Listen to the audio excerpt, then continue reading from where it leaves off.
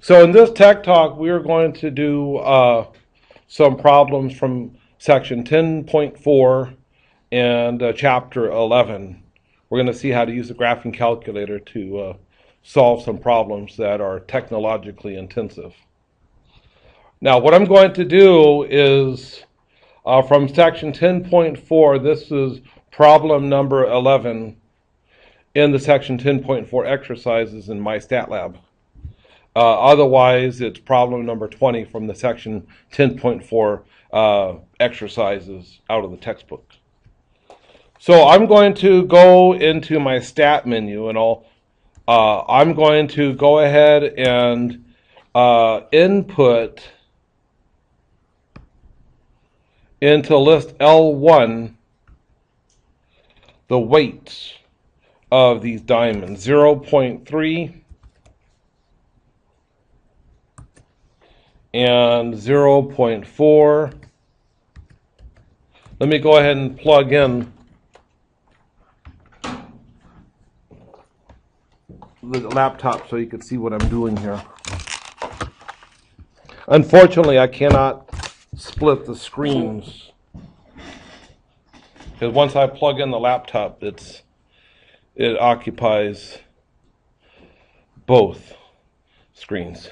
So for this one, that was 0.4. The fifth one is 0.5. The next one is 0.5, 1.0, and 0.7. Okay, and if you want to follow along, that's just great as well. And then in L2, I'll put in the corresponding prices, 509, 1159, 1334, 1404, 56, 53, and 2282. 2282.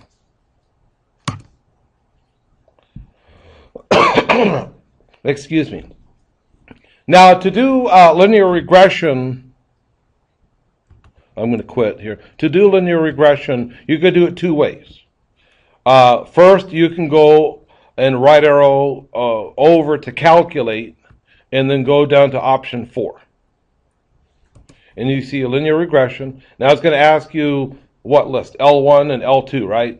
If it's going to be different, then list the appropriate list. But in this case, we have L1 and L2. Now, if you have an older version of graphing calculator and it doesn't offer you this dialog box, just if it's L1 and L2 that you've got your data in for X and Y, then just you don't need to put anything. But if you have a different list, like suppose that you have your X data in L3 and your Y data in L4, then put in L3, L4 after your linear regression command, so that the calculator knows what list to use. All right, frequency list, we'll leave that blank unless we are dealing with group data, which we're not. And if we want the calculator to store the regression equation into the equation editor, then we will go to variables and tell it to what y variable to store it as. So we'll right arrow over to y variables, hit function, and select one of the y functions, like, for example, y1. So when we have the calculator to do, when it does the linear regression, it'll store that regression equation into the equation editor. And then we'll go ahead and calculate. And then we see that it comes up with the regression equation, ax plus b, where a is 7,156.80851, and the y-intercept b is negative 1,998.691489. And if you were to select your y equals button, that's your equation editor. So when you go to graph this, then you will go ahead and see the graph of the least squares line. Now, if you want to see the scatter plot, then just go ahead and select your appropriate x minimum, x maximum. We can let x maybe go from 0 to 1 0.2 or something for the x values, and y values can go, say, between 500 and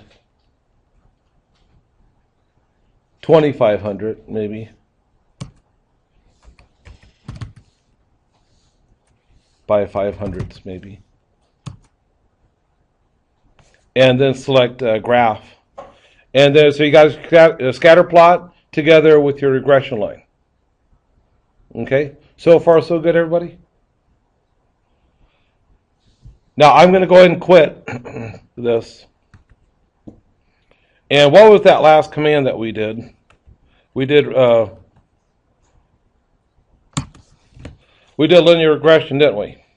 Now, do you see R and R squared reported to you here? Or do you just see A and B? I see A. But you don't see R or R squared? Now, if you don't see R and R squared reported, then what you need to do is go down to catalog. So you have to hit second and the 0 button in order to go into catalog. And go down to the D's, down to diagnostic on.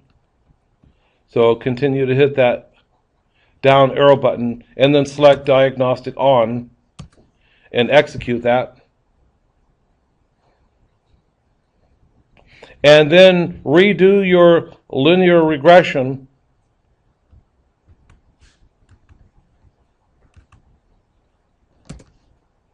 And now you should see your R and R squared reported, along with the A and the B from your regression equation. Okay. Now, if you wanted to use the calculator to make predictions for various x values, one way that you could do that is you could use the table command. So let's go ahead and hit second and this the second button on the top menu, and we'll do our table setup. And the first piece right there, you could tell the calculator where to start for your x values. We'll just start off at 0, but you could change that if you want. And then the increment, we could let the x's go up by 1s, or in this case, I could let it go up by 0.1s. Because if you look at the data, those are weights with out to the 10th position. And then we can leave the independent variable, which is x, as auto, and auto for the dependent as well. Now, we will now hit second and go over to table, which is that last button on the right. And then as you scroll down, you'll see the weight on the left and the predicted price on the in the second column here. So on the left column, you have weights, and Y1, those will be the predicted prices according to the regression equation. So if you have a 0.6 carat diamond, then this mathematical model predicts that the price would be $2,295.40, for example. But of course, you can keep on arrowing down and go as high as you want. So you can say, well, if I have a 3 carat diamond, then my predicted price is $19,472. Be careful, though, about extrapolating beyond the range of data that you would use. So you don't want to go much beyond 1, for example, to predict prices. Okay. Now, I told you that there are other ways. Well, another way that you can make a prediction, if I tell you a specific weight of a diamond, and I want to find what's the predicted price, then all I need to do is to evaluate my regression equation. Now, remember that my regression equation is set up in my equation editor under Y1. Y1 is the name of the function. So if I wanted to evaluate that regression equation, what I could do is I can go into variables, right over to Y variables, function, and select Y1. And then in parentheses, I can put in an x value. For example, 0.8. So if I want to find the value of my regression function when x is equal to 0.8, then I just use this command, and it'll give that predicted value. Oh, the predicted price is $3,726.76 approximately. So that is a real clever way of evaluating a function. When you plug it into your equation editor and then call up that function, followed by the parentheses, using that functional notation that you learned back in algebra class. Okay, so I've showed you how to get your regression equation. You know how to get your R and R squared values. In your homework, you'll be asked what percentage of variation is explained by the regression model, and that's going to be R squared expressed as a percent. All right. Then they might also ask you about explained variation. Now, explained variation, let me go ahead and pull up my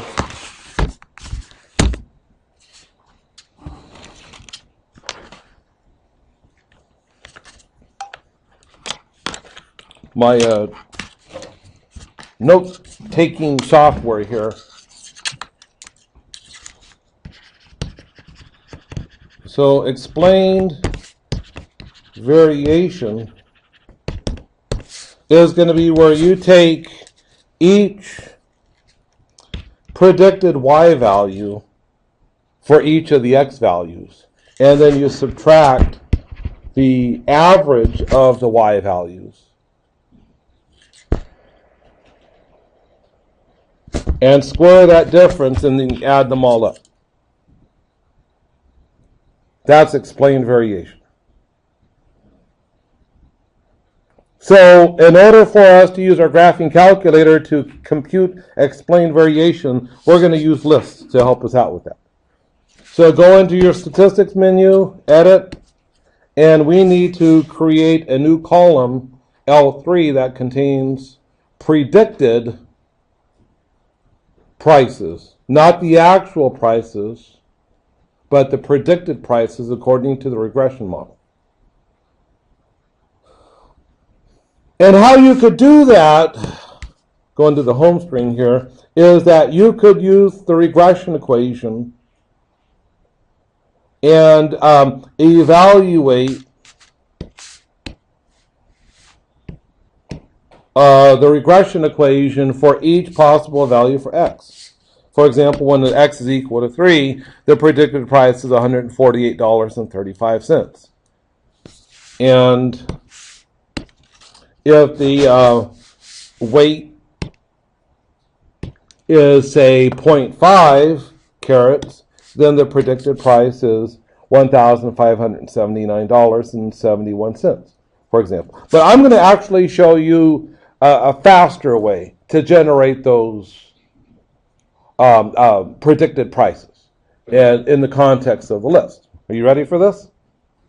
Okay, so I'm going to pull up my Y1 there, and I'm going to actually input the list of weights, which is the L1 list. So there's L1. And then I'm going to actually store the results into list L3. Okay, you see what I did there? This is going to be a big time saver here.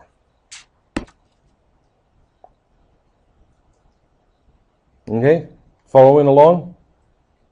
Okay, so if you were to go back in your stat menu and then edit and then look at your list L3. Your list L3 now is populated by predicted prices. Those are your y hat values.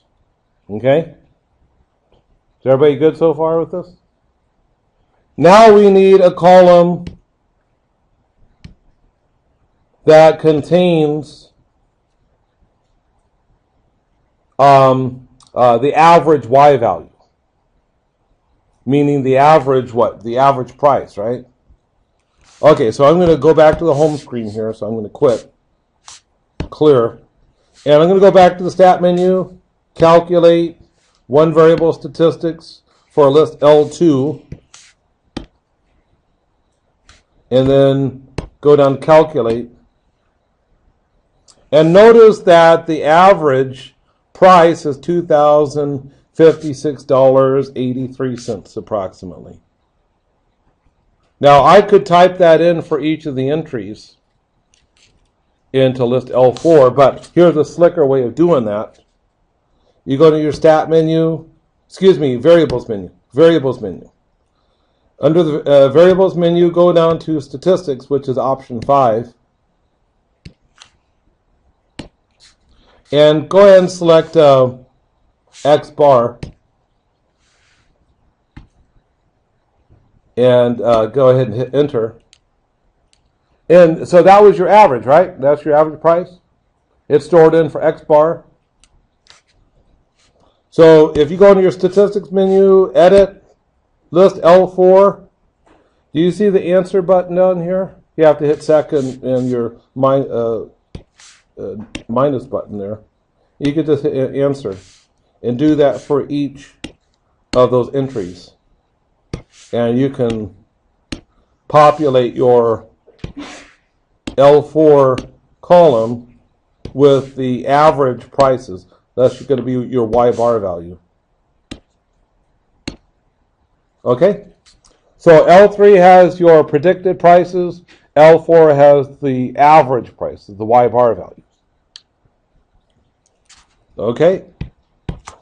Now we need Y hat minus Y bar squared. And we're going to put those values in for the 5th column. So I'm going to do open parentheses, and L3 contains predicted values, Y hats, minus the average values, the Y bars, which is contained in list L4. So we have L3 minus L4 within parentheses, close parentheses there, and we're going to square that. And then I'm going to store that list into list L5. Okay? Enter. Now, if you were to go back in your stat menu, edit, go ahead, right arrow over to list L5. That list contains the squares of the differences between the entries in L3 and L4, the Y hats and the Y bars. And finally, to get the explained variation, you need to sum up that list L5. So you can go into your list menu, math, sum, which is option 5, and then list L5.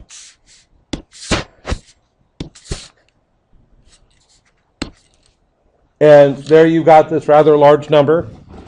And this number is your explained variation.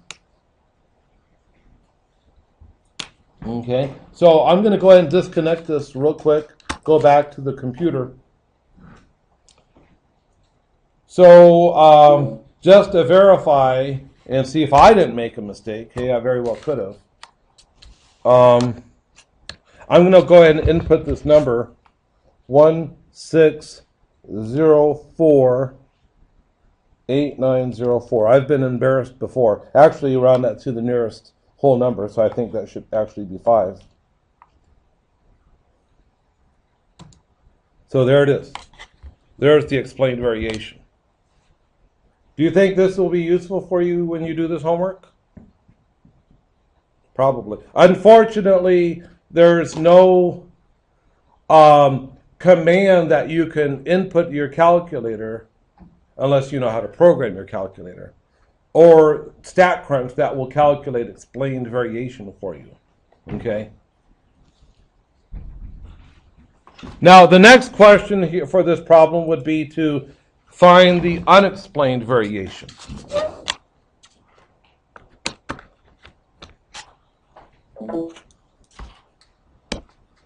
Now, unexplained variation is where you go through each possible value for y, which are the actual prices minus the predicted prices, and then you add them all up.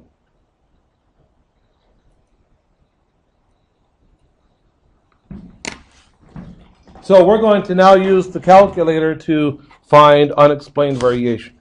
The good news is we don't have to create any new columns in the calculator. Because if you go in your stat menu and pull up your list, L2 contains the actual prices. L3 contains the predicted prices. So what we need to do on the home screen is we just need to go into your list menu, math, sum, and we're going to do another opening parentheses where we're going to take the contents of list L2 minus the contents of list L3, close parentheses, squared, close parentheses. Okay? Enter. And this will be your unexplained variation. Any questions about this calculation? Unfortunately, Mark, you walked in the middle of this, so you probably don't know what in the world we're doing. Huh? That's okay. You can watch the video later. Yeah, thank you. And so I'm going to go ahead and hit input that number into the homework here. 108478 and it'll take it, okay? And finally, it's going to ask about a prediction interval. Has anyone had difficulty finding the prediction interval? For those of you who've done this. Well, I will tell you right now that this is the sort of thing that you're going to have to calculate by hand. So now we're going to open our textbooks to section 10.4.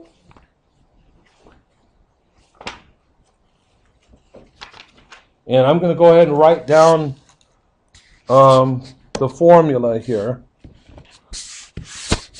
so that you could see it. So E is going to be equal to T sub alpha over 2. That's your T critical value that you know and love from your confidence intervals, times an S sub E, which is the standard error, times the square root of 1 plus 1 over n plus n times x sub 0 minus x bar squared over n times sigma x squared minus sigma x squared. All right, so it's a big, long, nasty-looking formula. By the way, what is S sub B? S sub B is going to be equal to the square root of sigma y minus y bar squared over n minus 2. What the good news is that the sigma y minus y hat squared, that's actually the unexplained variation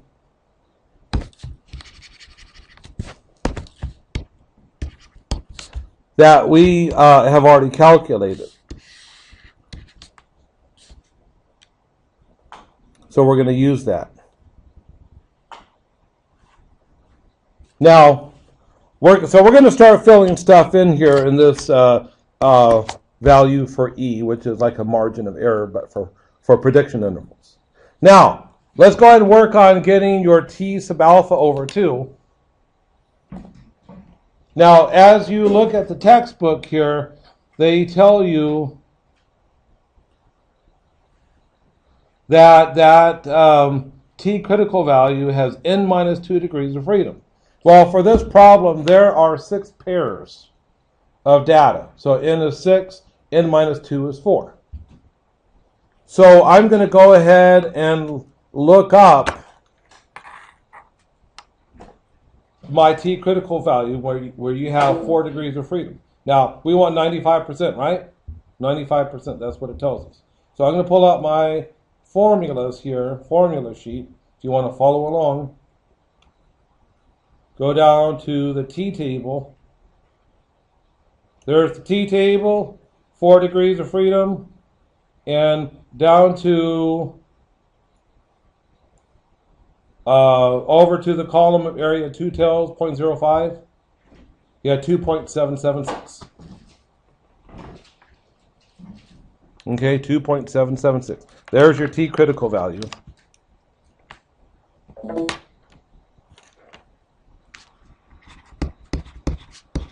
Okay, so there's your t sub alpha over 2.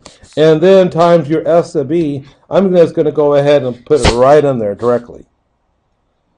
Now, this guy right here, we've already calculated that, and that worked out to be what? Well, it was 1084782. In fact, it's right here. 1084782.309. 1084782. Hold on. Let me make another pass through here. 1084782.309. Divided by n minus 2, which is 4. Now we'll go ahead and do the other square root, which is this guy right up here. So we're going to have 1 plus 1 over 6 plus an n, which is 6, times x sub 0. Now, for this problem, I'm going to go ahead and switch back to the computer here. For this problem, they want us to make a prediction when x is equal to 0.8, right? When the weight is equal to 0.8. 0.8 is what your x sub 0 is in this problem. So it's that value for the weight that you want to make a prediction for, 0.8. So that's the x sub 0 minus x bar. What in the world is x bar? That's going to be the average weight. Well, we haven't computed that yet, have we? Okay, go into your stat menu, calculate one variable statistics, and this is going to be for list L1. And go and calculate, and it looks like the average weight is 0.5666667 approximately. So we're going to do minus 0.5666667, and then we'll square that difference. And then in the denominator of that fraction, we have n, which is 6 times sigma x squared. What is sigma x squared? Well, that's where you take each value of x, or weight in this case, square it, and then you add up those squares. That's no problem, because what we could do here to get sigma x squared is where we're going to take, go into your list menu,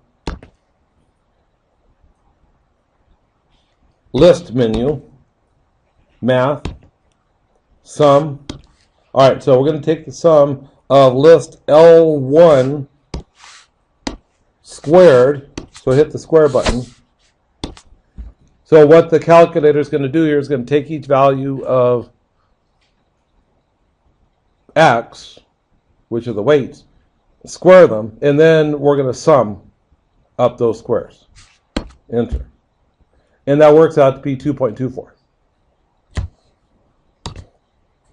So 2.24. And then minus the sigma x squared. So what is the sum of the x's? So if we go back 2 commands ago, you can see that the sum of the x's was 3.4. Huh? After you did the one variable statistics, sum of the x's was 3.4. So we have 3.4 squared.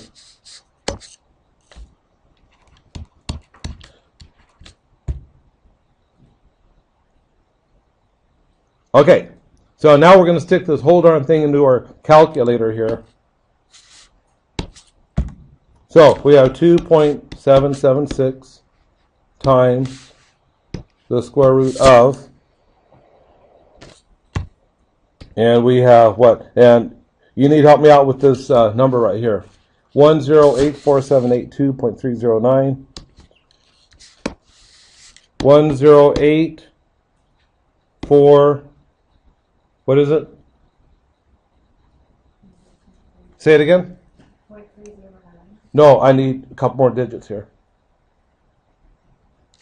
Come on, man. 1084782. 4782.309. And then we're going to divide that by 4. And then the right arrow. Oops. Actually, I didn't even need. But I'm going to right arrow to get out from under that square root sign. And then I'm going to multiply that square root by the square root of. And now I need parentheses here.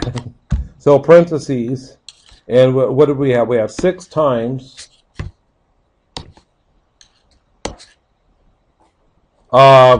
whatever 0.8 minus 0.5666667 squared is.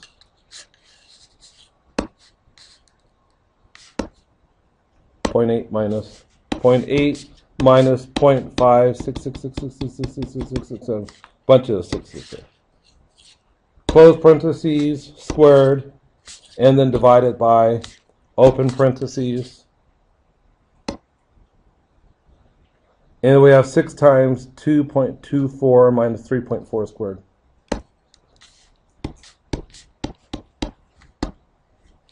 Minus, what was it? 3.4 squared. And then right arrow to get out from under the square root symbol. And hit enter. So if we did this right, and boy, that looks really big. Did you get the same answer? Are you following along? Did you get the same answer? No? What'd you get? 602.607. Oh boy. So let's see here. Let's see if I made a mistake. It's really hard for me to do stuff on the emulator here because it doesn't have the same feel as a normal graphing calculator, as a real graphing calculator. Let's go. I'm going to backtrack and see if we could spot my mistake here. Oh, was it because I did not put a closing parentheses here? No, I have a closing parentheses. So that's fine.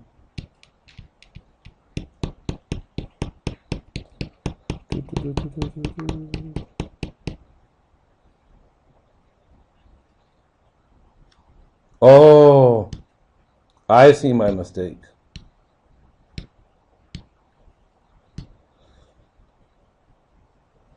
So I need to insert a times and open parentheses there. There we go. And then I need to put a closing parentheses after my square.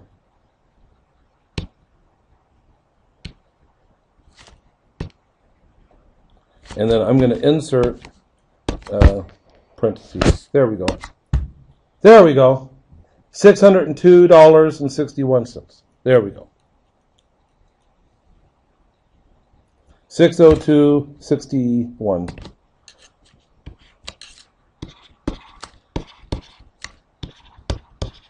Oops, 602.61. And that's going to be in terms of dollars, by the way. So that's going to be the error, the margin of error for the prediction interval. Now, what is that predicted value for when the weight is equal to 0.8? So we can go back to our table here.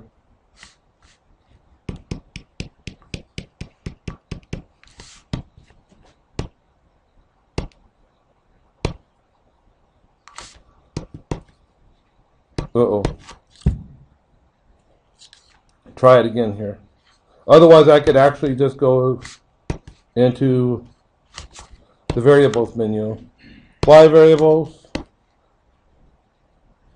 Y1, and see what is the predicted value when x is equal to 0.8.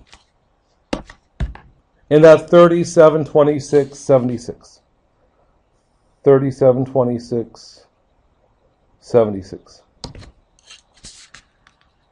So y hat is equal to 3726.56. Is that right? 76. See, that's why we have erasers, huh? Even though that's an electronic eraser. So that means that your real price would be predicted to be between whatever 3726.76 minus 602.61 on the low end, and on the upper end we will add instead of subtract.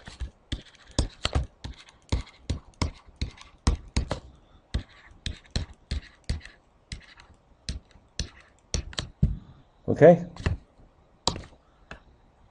So I'm going to do something on the calculator. I'm going to go ahead and you see where it says entry down here? You could call it pass commands. Hit it 2 times and that'll carry out the calculation of that error. And what I'm going to do is I'm going to store that as the letter E. You have to hit the green alpha button, the letter E. And I'm going to go back and select y1 of 0.8, and I'm going to subtract my letter E, and that gives us 3124.15. Actually, they want the whole numbers, so we'll just write 3124 as the lower bound. And then for the upper bound, we're going to go ahead and repeat that command, but we'll substitute a plus instead of a subtraction. So we have 4329 for the upper end. Uh-oh, and it didn't like it.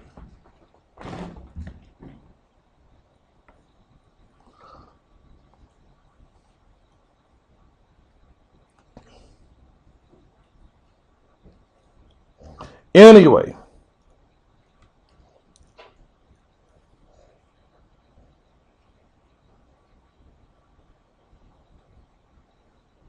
I wanted it for 0.8, huh? 3124? I don't know. I did a very similar problem earlier. But anyway, that's basically the concept of how you do it. For some reason, it didn't like it, so I'd have to go back and double check the numbers. All right, so that's it for prediction intervals in the material for section 10.4. Looking at my clock, we could do something for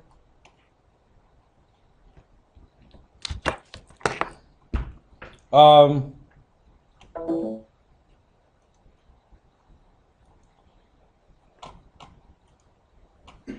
11.2. Some people have been asking about 11.2 and 11.3. So I can keep it real quick. We could do one of these problems. In fact, Shelby, what was that problem where we had claimed value, claimed distribution that was not all the same? What was that? Do you remember what number that was?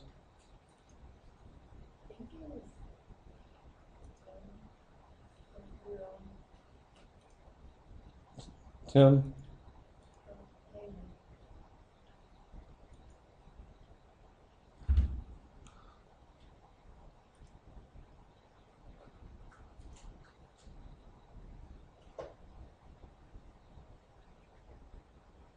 Huh.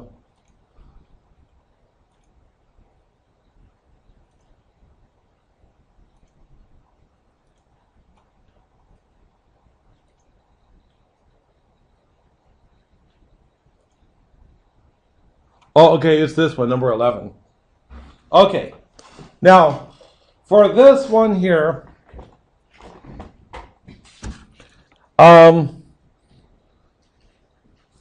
the color counts that are actual, the observed ones, are given by this little table here. So let's go ahead and pull out the calculator, go to Stat, Edit. And I'm going to go ahead and clear out my list L1 here. Up arrow, clear, down arrow. And go ahead and put in those counts. 11, 27. Let me go ahead and plug in here so you can see what I'm doing.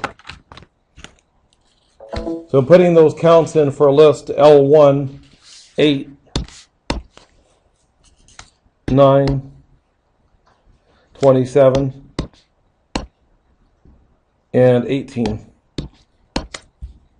And then over here in a list L2 is where you put the expected under the null hypothesis. Now, for this problem here, the null hypothesis is that they're not all. The null hypothesis is that typically that they're all equally likely. But for this particular problem, the null hypothesis is that that the distribution is that 11% reds, 22% orange, 15% yellow, 13% brown, 25% blue, and 14% green.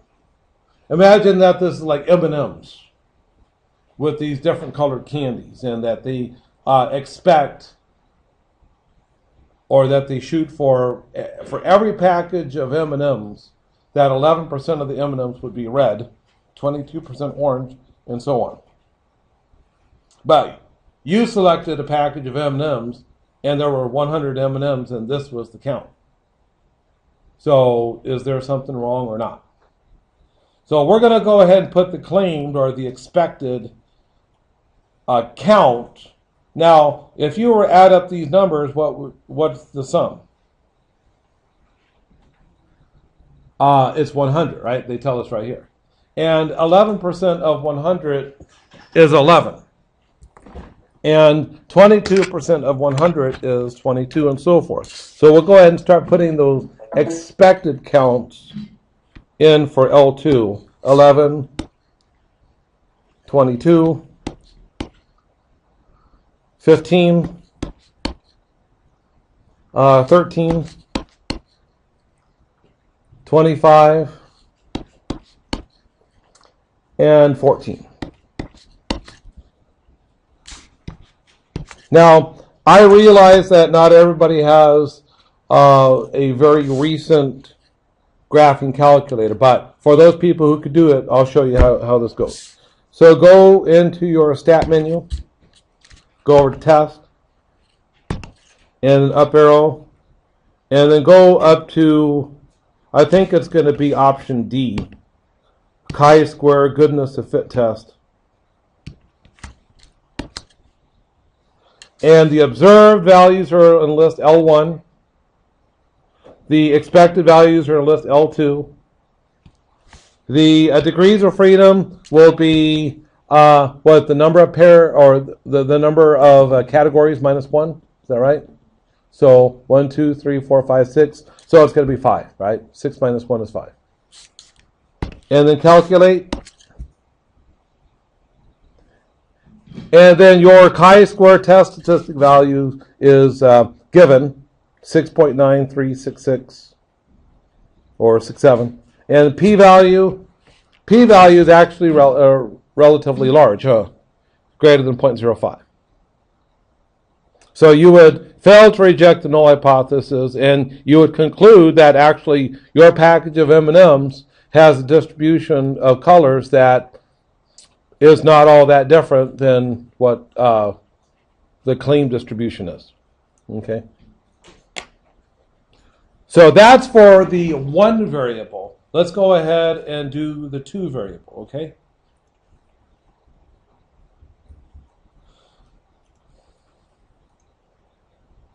So this will be a section 11.3.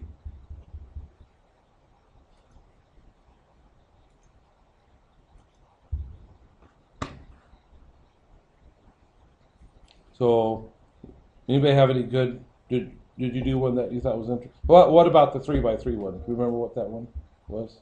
It was kind of towards the end, like not in the beginning. So like maybe 13 or something. Is it this one, the defendant? We can't see it. Remember what it was about? I don't remember what it was about. I just remember there was like a couple of them that had like 3x3, and there was one that was like a 2x5 or something like that.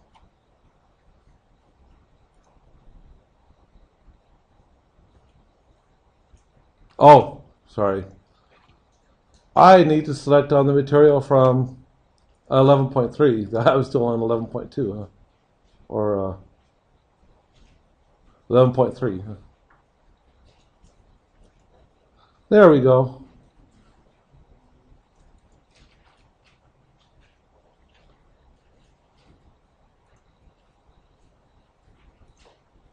Just holler if you see it.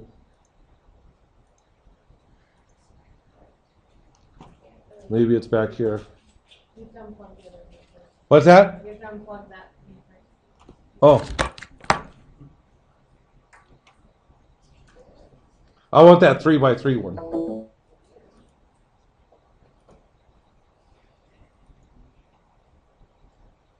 Here, let me go toward the end here. That's number 11, 12, 13, 14, 15. It wouldn't be that far. Only, single one.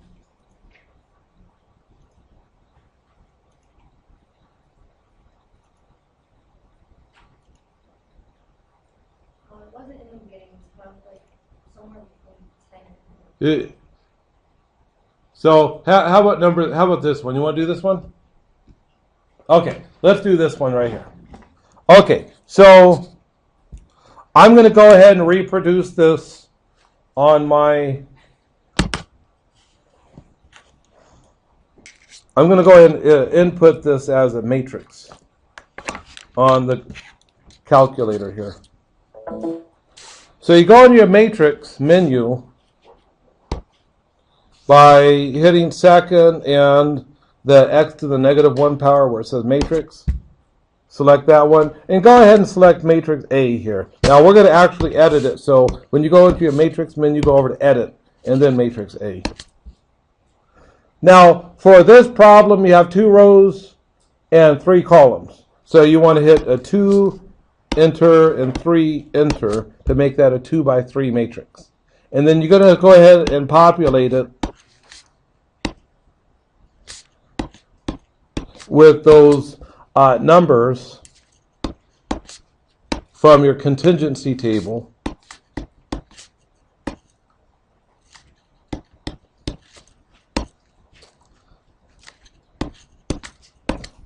Okay. Now, I'm going to go ahead and quit. Go into my little note sheet here. And now, we got 331. And I'm going to run out of time here real soon, so I'm going to have to continue this when I get back to my office. But I will continue recording this and edit it a little bit and I'll post it on YouTube before I leave for home. But I'm going to show you how you can use matrix and together with your stat test and your chi-square test, and you have your observed values for matrix A, and you're going to put in your expected values in for matrix B, and then you're going to calculate, okay? I'll show you how to do that later on when I post this video. Okay, so that's it for today, and I will see you on Thursday. So we're going to resume this discussion regarding a two-way contingency table from that previous homework assignment that we were talking about. Here we've got this two-way table. We've got some factor A and some factor B, and we want to see are factor A and B independent or not. So we have these observed values here, and I think that was the one there. So this is the observed table, right? Let's go ahead and calculate columns and rows totals, right? So we need column totals and row totals. Let's go ahead and add up this first column, 331 plus 344, and that's 675. And then we've got the second column, 159 plus 147. Try that again, 159 plus 147. 306. And we'll add up the third column. 50 plus 49 is 99. Now we're going to add up the first row. 331 plus 159 plus 50. We get a total of 540 for this first row. We'll add up that second row. 344 plus 147 plus 49. You get 540.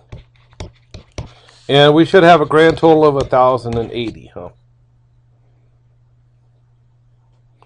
Okay, if you were to add up these row totals, you get 1,080. And if you were to add up these three column totals, you would also get 1,080. So this is the grand total.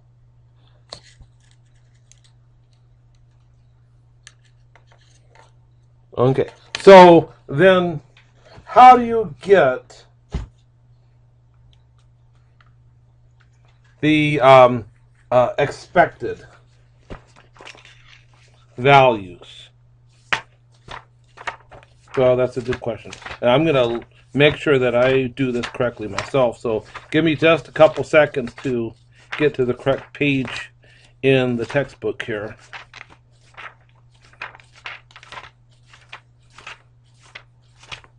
Just a second here.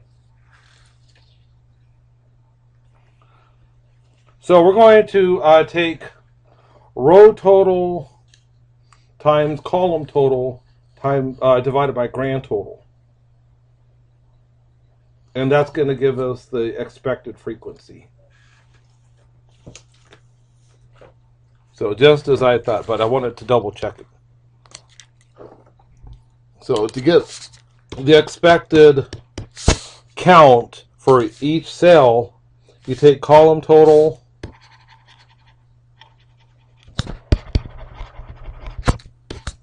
times row total. So row total, and then divide it by the grand total.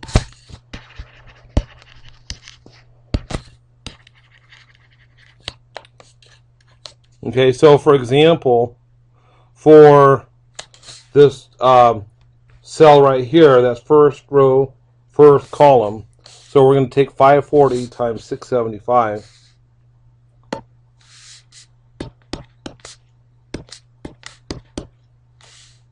excuse me. Let's get going. 540 times 675 divided by the grand total of 1,080, right? 540, 675, 1080.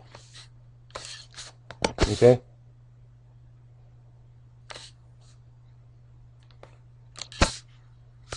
And what did that work out to be, by the way? So 30 or 337.5. So let's create a thing where we can, maybe with a different color, write in the expected. Okay.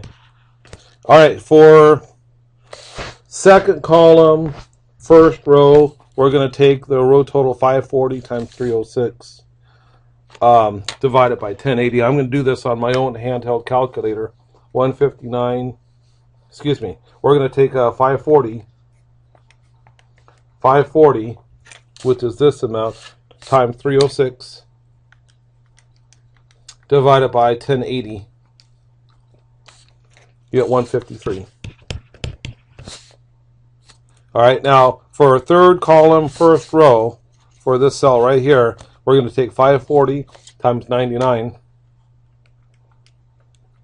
and we're going to divide that by 1080, and you get 49.5.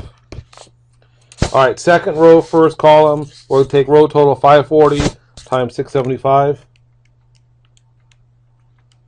and then divided by the grand total 10,000 or 1080, 337.50, 337.5. Second column, second row, so we'll take 540 times 306 divided by 1080, 153. And finally, third column, second row, we'll take row total of 540 times column total of 99 divided by 1080. So you got 49.5. Sorry, this was supposed to be 49.5 as well. That was my mistake.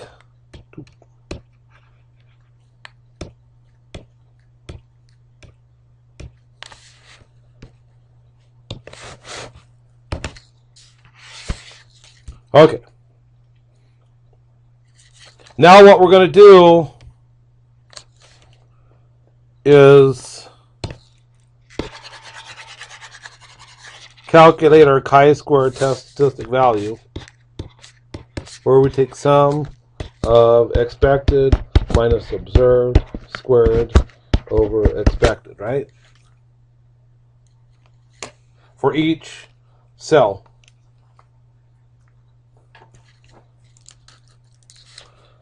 Starting off with first column, first row, we have 331 minus 337.5 squared over 337.5. All right, and then we're going to do a plus 159 minus 153 squared over 153 plus, and then third column, first row, we have 50 minus 49.5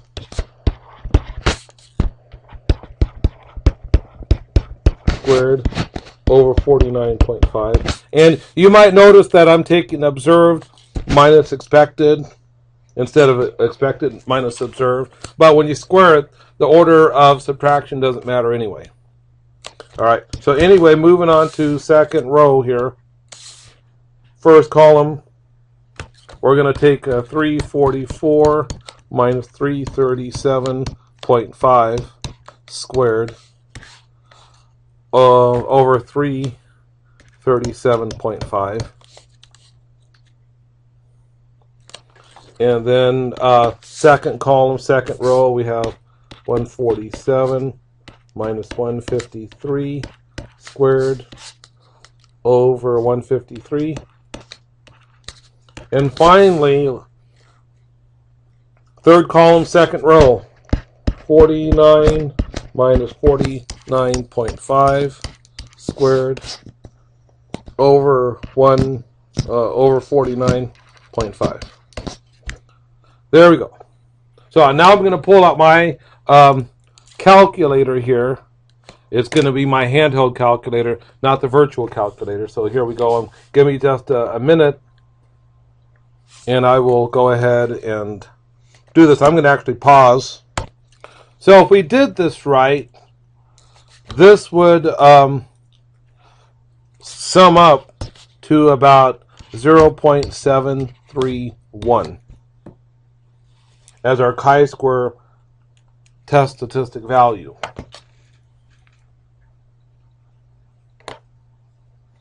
So we need to now calculate our p-value.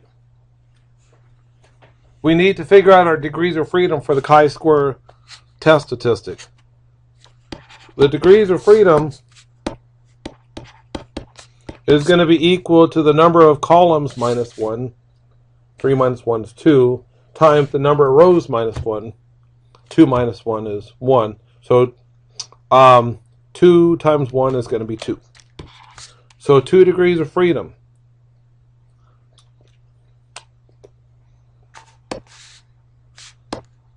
So I need to look for a chi-square test statistic, maybe, or even better yet, I could do a chi-square CDF.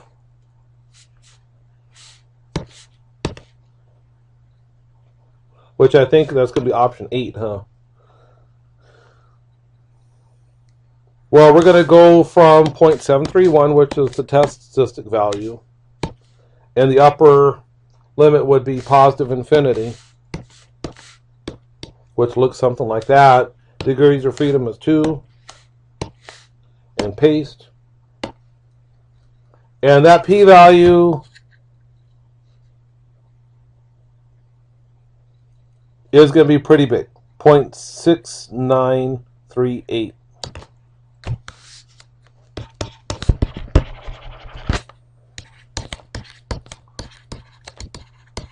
And of course, that's much greater than the typical alpha value of 0.05. So we would fail to reject the null hypothesis. The null hypothesis is always that the two variables are independent, and with the alternative being that they're not independent.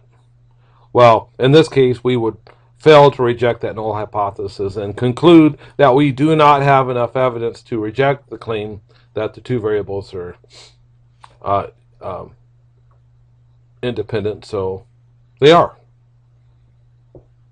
So they are independent. Okay? So that's how you do a two-way problem. Okay, so in that case, I'm going to sign off for now. I'll probably do one more discussion with you for ANOVA, and maybe even chapter 13. Okay, so, but this will be it for chapters 10 and 11. Okay, see you later.